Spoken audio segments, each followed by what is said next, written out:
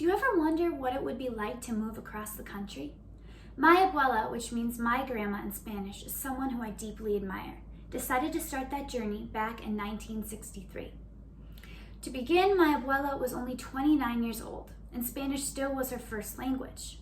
She was determined to start this new chapter in her life, and she wanted more for herself.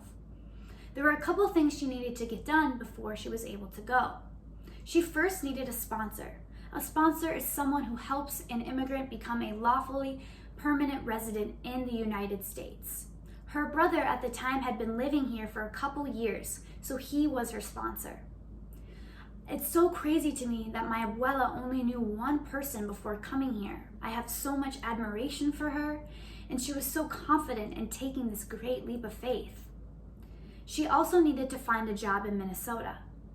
Luckily, she had gone to an American university in Bolivia, so she had that advantage. However, she needed experience in psychiatric nursing to be able to get this job.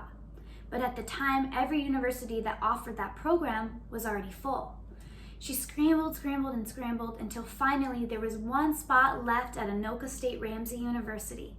She hopped on a plane, and 3 weeks later she was in the United States.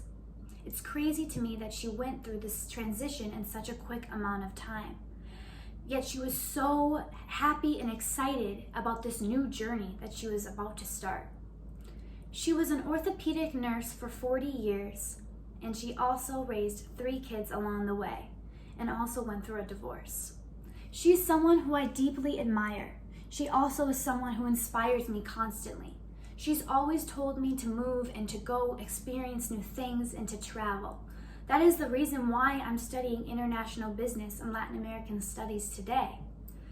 It's also why I think I wasn't as scared to take a gap year last minute and move to California instead of going to school back in my hometown in Minnesota. At home, I speak English with my family. However, when I'm with my abuela, she's always spoke Spanish to me and told me to be proud of where we came from. Today, now, we write to each other in Spanish to keep up with it. My abuela turns 90 years old this week, and she is healthy and living in her home in Minnesota. If it wasn't for her deciding to make this move back in the 60s, who knows if I'd even be here. I've explained 2 reasons why my abuela is so praiseworthy. To leave her home and to take a new opportunity in a new country is beyond commendable, along with not knowing how to speak another language and moving to a new country is a triumph on its own.